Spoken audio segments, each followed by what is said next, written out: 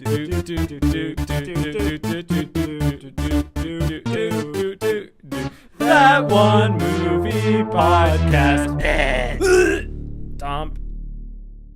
And we're back. Holden. Wow. Pet Sematary. We were gone for a while. I went and used the bathroom.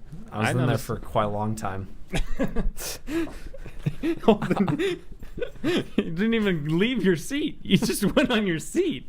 Why? It's my bad. It's really smelly in here now. Jimmy, you just got to ignore it. Oh gosh.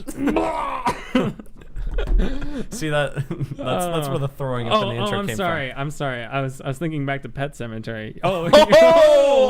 Wait. You were throwing up at that. Oh man. The dung you did place on your seat is also very terrible as well. Man, that goes to show just how not good Pet Sematary was. Yeah, so this is our non-spoiler review of Pet Sematary, but usually we don't avoid our spoiler reviews. But for this one, you can just listen to our spoiler review of this one too, even if you haven't seen the movie, because don't see this movie. Listen, it's not any good. Listen, if you even know the basic premise of Pet Sematary, you know exactly where this movie is gonna go. Even if you don't know, which I didn't even just saw the trailer and I went to this movie and I didn't even try to predict what was going to happen in this movie. It just happened. It was like, yeah, so that happened. Yeah, that was gonna happen. Oh, and that is gonna happen, and it did. Okay. Yeah. And then, all right, this movie had no tension. Hey, how about before we get into that, let's go over the good things. The good things. The good things. What are what good things? All right, I will argue that the two lead actors are pretty decent. I think Jason Clarke is good. He's all right. Yeah, I think he did all right with what he was given. I think he's bad in the beginning. He's trying to be like a dad in the beginning, and I think his conversations with his wife and everything are. I think the mom good. is pretty decent. I think she's pretty good. The daughter. Okay, I think the son was the standout toddler. Yeah, the little toddler who did nothing. The little girl was not good. There's a lot better child actors out there. What about the old guy? Oh yeah, John Lithgow. Oh, John Lithgow. He was good. I thought he was good. Yeah, I mean John Lithgow's a pretty accomplished actor, so I mean he's definitely this movie is not any good. Wait, why did people give it good reviews? Wait, I think there's some good shots in the movie. Like what? I don't know. I can't remember, but I seem to remember thinking that while I was watching that. The dialogue in this movie, some of it, a lot of it's passable, and then some of it is not good. No, it's not. It's just filler dialogue. Me and Jimmy were having a really fun time in the movie, just making fun of the most entertaining part of this movie was by far making fun of this movie. Yeah, absolutely zero tension at all. It's not scary. It's not suspenseful. It's not well written. I mean, maybe the book was a little more interesting, but yeah, boy. Let me see. What else can we talk about? Not spoilers. I think there was. I don't know if you noticed, but it's not really a spoiler to talk about. Well, maybe I'll avoid it. I'll avoid it. Never mind. I'll wait until spoilers. Okay, we'll wait until spoilers.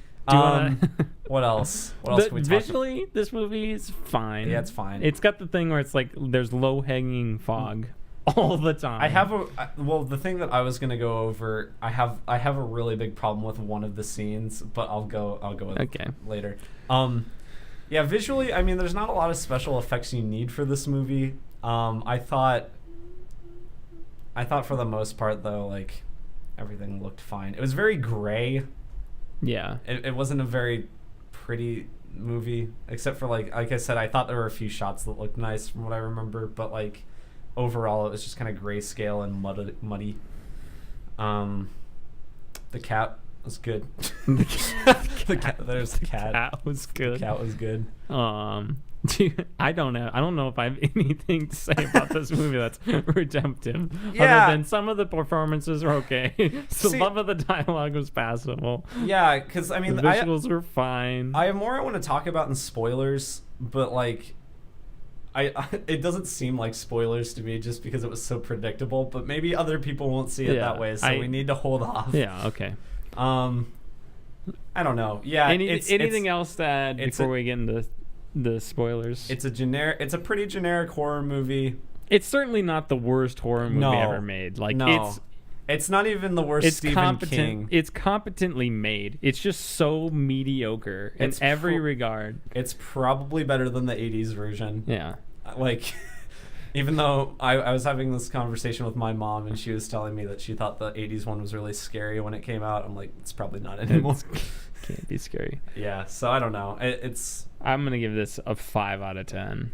Because it's just so mediocre and leaning towards a 4 out of 10. Yeah, it's about the same. I think I gave Velvet Buzzsaw a higher score than this, but boy, they're both pretty bad. I think Velvet Buzzsaw's worse. I think Velvet Buzzsaw's worse because it's trying to say something, but it just doesn't work. Yeah, I guess. But Velvet Buzzsaw's also a little bit more original. I guess. I don't know. Boy, I don't know. I mean, bad. What are you going with, Alden? Yeah, let's get. I want to tear this to shreds. Spoilers. 5 out of 10. 5 out of 10. All right, sounds good. Shall we get into spoilers? Yes. I want to talk about the thing that go ahead. Go ahead. So when they go to like the farther away cemetery, like the swamp or whatever, that was like the worst looking set I've ever seen. It was like they go up on this like rock hill thing, and it looks like paper mache rocks, and it looks like just detailed paper mache rocks and like dirt just on this like set, and like the fog. Yeah, it's a sound stage, and like the fog and like the swamp in the background is just green screen, and it looks so bad. I was sitting there in the theater, and I was like, this is like, I mean, it's pretty high budget for a horror movie. Why does it look like this? Why couldn't they just go out into the woods and find a place that looks like this? I didn't get it. The movie's called Pet Sematary, but the real Pet Cemetery really doesn't have any significance in the overall movie. No, it does not. It's like, why would you not just have to bury stuff there to resurrect it? I always thought that's what the story was. I don't know if that's how it actually goes in the story. Yeah, like, because it doesn't make any sense to have it there then. Just have a barrier. You don't need a pet cemetery there. Yeah. It's stupid. It's dumb. It's so dumb. Some of the dialogue in this movie, I was talking, Holden and I were making remarks about it throughout, and this is what I'm going to remember from the movie more than anything, is just the stupid dialogue. Yeah. Because they ask like the old man, they're like, oh, because he's like their neighbor. They're like, oh, how long you been here? He's like, in my house or in Ludlow, the town? And they're like, either. He's like, well, it's been the same for both. It's like, then why would you make them specify if it's just going to be the same? That dialogue doesn't make any sense. I like another example of that kind of thing I noticed towards the beginning of the movie is like when they're all in the car together, I was like, the dialogue in the car scene was so bad. And like, at the beginning of the movie. All I could compare it to was like Us, where it was a lot better. Like the scenes in the car in Us are so much more entertaining and good. He just makes a dad. He's like, they're like, are we almost there? He's like, 8 more hours. Ha ha ha ha. No, I'm just kidding. Isn't that a good one? I thought it was a good one. I'm the wife. It's so annoying. Dumb. And then they're walking through the forest, and there's obviously like this monster thing out there. He's like, oh, just a loon. yeah. You hear this like roar from the distance, and Jason Clarke's character's like, what was that? And John Lithgow's like, oh, that was just a loon. It's like hearing the sound of a bear like in your ear, and then saying, "Oh, probably just a loon." And the same like exact sound effect played like a half hour later in the movie. And then they like build up to that monster thing, and you never even see it. No, even though that's like obviously what the sound was. Yeah, like the freaking it's all talking about the Wendigo, which I guess I didn't realize was like the whole spirit in Pet Sematary was the Wendigo. I don't know if that's how if it has any significance in the book, it certainly doesn't have one in the movie. Even in the movie they're like, well, that could be it, we don't know. I'm trying to think, even like the kills, like it's a horror movie, So you think like the kills would be really good. There's And not they're really that not. many kills. No. When the daughter is back from the dead and attacks John Lithgow, the only thing I liked about that was when she stabbed his heel. That like made me cringe. I was like, ooh, that's not good. But then like the rest of that scene, I'm just like, it's stupid. It doesn't. And I don't get then like you have the whole thing of like she's like, I know what you did to your wife. You're like, what did he do to his wife? Did he raise her? Like, I guess you assume he buried her and raised her again. I think in the but that doesn't make any sense because he's like, they never come back the same. I thought it would be different for the cat. It's different. I'm sure I'm getting this wrong. I kind of like tried to read a plot summary of the book after I got back, just like on Wikipedia or whatever. Maybe I'll start looking it up here. I think he does raise his wife from the dead in the book, and so that makes it just feel like it's just a plot detail they did not mention at all for the rest of the movie. Like, why didn't they bring that up if they're gonna have the little girl mention it? And then we also talked about this. The whole storyline of the mom and her sister was completely unnecessary. But that's in the book too. Yeah, but like it doesn't. Just because it's in the book doesn't mean it's gonna work in the movie. And like it did not work in the movie at all. No. And then she goes through this traumatic event of losing her daughter, and she's like, "I know where to handle this traumatic event at the home where all my other traumatic." trauma comes from. So it's like, what are you doing? That whole storyline, I mean, like the sister was creepy, but it was like she looked, I feel like even I don't know exactly what disease she had to make her like deformed like that, but I feel like that was just like them trying to make her look like a horror movie monster, because that did not seem realistic. I could be wrong.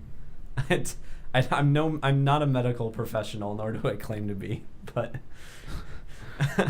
I'm just trying to look at some of these things here. I don't know. I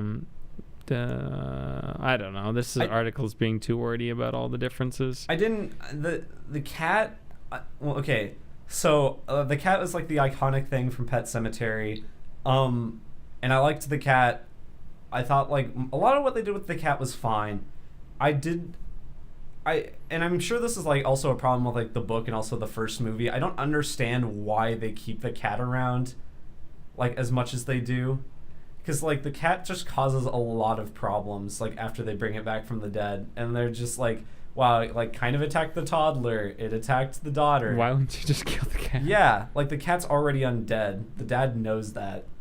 Like, just kill the cat. Like, just kill the cat. Also, the cat like appears a couple times later on in the movie, is just sitting there, and like he sees it, but like doesn't react to it. I did not understand, like, because I don't know, I did not understand that dumb. at all. The characters' decisions are dumb. It's what like usually have like leeway with that in horror movies too. Yeah. This like I don't know if it works in the book, but in this movie it did not work at all. No. Like it just was so predictable. The only thing that was not super predictable was which child was gonna die. Yeah. Because they had been from what I think it's the boy in the book. Yeah. And I kind of pieced that together when I was watching it, because I was like, they build up that the boy's gonna die, but I think it's gonna be the girl, just because like flip the script, which is what happens, and they nicely play out that moment. And especially I think for the people who read the book will be a little surprised and then be like, oh, well, where's this going? That's a pretty decent scene when she dies. Yeah. I think. Yeah. Also, there's no way she even resembles what she looks like. That was not enough. If you get run over by a semi-gas tanker, you are not going to have an open casket funeral. No. You're demolished. And how did the cat still live, even though it was undead, you know? Yeah, no. It's just like the rules of this movie didn't make sense within itself. I didn't understand, like, when you come back from the dead, you're not invincible, and you don't seem to have, like you don't seem to be, like, stronger necessarily, so I didn't understand why. They couldn't fend off this little girl. Yeah, they're just more aggressive, essentially, and so I don't understand why John Lithgow and, like, Jason Clarke couldn't just fight off this little girl that's attacking them with like a knife. I don't know. Maybe we'll have to watch the 80s one someday. Probably not. Probably not. Never. Other lines of dialogue we liked when the old man, what's his character's name? Judd. When Judd's like the birthday party, he's like, "Ooh, I want an end piece of the cake." Yeah, and we're just like, "You'll get what you get, old man." Yeah, I want a piece of the end on the cake. Shut up, old man. Or the time when they find Church dead or whatever, and she's like, it's like Halloween, she's like, "I'm gonna put a spell on you," and he's like, "Oh, you already have, little girl." And we looked at each other and we're like, no, you're red an old flag. man. No, she's like 8. Don't say that. Oh, excuse me, 9. It was her birthday. I saw something. I saw an article that like the producers of this movie said if the movie was successful, they want to make a prequel to it. I'm like, what? And they even tried to do like, oh, here's the end of the movie at the beginning, which even like took away even more of the tension, because it was like, well, obviously everything's gonna go wrong and nobody's really gonna make it out of this. Yeah. So, boy. Oh, they also connected to it. Yeah. They have a sign for dairy. And we saw it and we're like, yep. Caught that one. Classic Stephen King. Classic Stephen King. Let's just say It Chapter 2 is gonna have to try really hard not to be, or it's It Chapter 2 is gonna have to try really hard to be the worst Stephen King adaptation. And this is one of 3, because we also have Dr. Sleep coming out later this year too, which I still think would be better than this. Well, we'll have to compare them all. Yeah. Oh man, aren't you looking forward to that? Any concluding thoughts on this? No. We spent longer on this than I thought we would, actually. We did, which is fine. We had like previewed this, and Nolan's like, I don't even remember this movie. Yeah, I did. Yeah, before coming here, I like forgot I saw it yesterday. Was it yesterday? Yeah. Oh my gosh, it feels like it's been a week. Wow, what a movie! Wow, I won't watch this one again. Glad we spent. Well, at least we went to the matinee. Yeah, got cheaper seats. Yeah. All right, that concludes our glowing review of Pet Sematary. Don't go see it. Don't go see it unless you're like a really big fan of the book and you're going to see the movie anyway. So and you want to see where it goes. Yeah, you've probably already seen it if that's the case. So with that wraps up our review of Pet Sematary.